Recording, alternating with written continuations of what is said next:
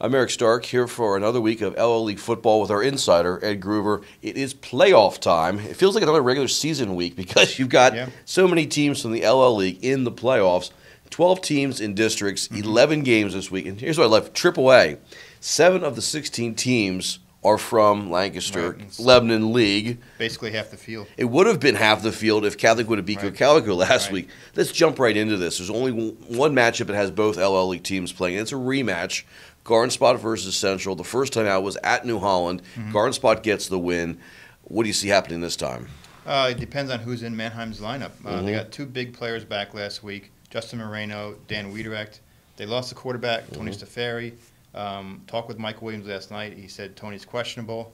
At this point, if he doesn't play, Cody Kegarise, who played last week, will be back in the lineup this week. Other key was 4 turnovers for Central the last time. They cut the turnovers down. Might be a better, different outcome for them. And this is the 3rd time these 2 teams have met. 3rd straight year they've met in the playoffs, Central and Garden Spot. Interesting.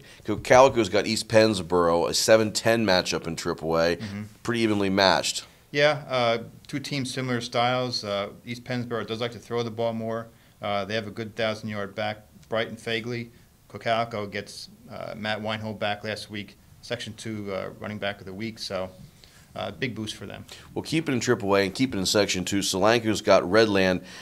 Which Solanco team's going to show up? There was one 2 weeks ago that beat Calico, and then they get pretty much handled by Central last week.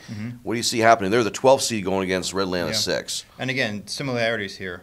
2 teams that like to run the ball. We all know about Solanco's running backs. We talked about them. Redland's big guy, Philip Overton, 1,000-yard runner for the Patriots. Should be good. If Solanco gets the win, possible matchup in the second round, another LL League team playing Northern Lebanon if they would beat Conrad Weiser. Conrad Weiser's a 13 seed, so Northern Lebanon, whether they're favored here, they should be. They are seeking their first playoff win ever. Wow, that's a lot to ask.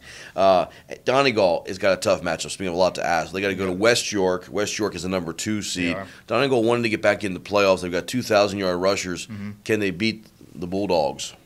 They're underdogs, obviously, so there's really no pressure on them. The 2,000-yard backs, Connor Maxwell, Bryce Sadler, I think they're going to have huge games for them to pull an upset at West York. And LS is the highest of the AAA seeds in the Lancaster-Lebanon League. They're number 3 seed. They got Daniel Boone. What do you like there with Pioneers? I see 2 teams trying to, win their first playoff game since 2011. LS the favorite, obviously, number 3 seed, and coming off a big win against Garden Spot. I would expect LS to win in advance. Let's look at the 4A field. Wilson is the number 1 seed, and they've looked good all year. They have. But you don't love their matchup against the Thundering Herd because of what? The passing game, correct? The passing game. Billy Berger, Deontay Ramsey have put up impressive numbers on paper, at least, for Carlisle. Granted, they're a 16 seed, 5-5, but, quite frankly, Wilson hasn't faced a passing offense like that in yellow.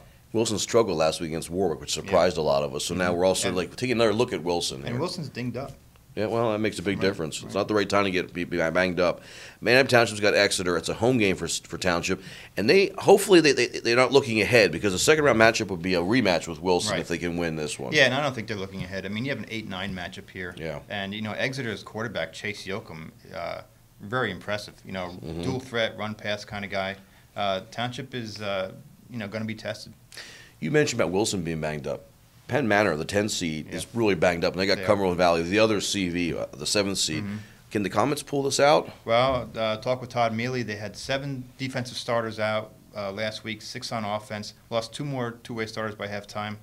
They might have some of these kids back by Friday night. We'll see.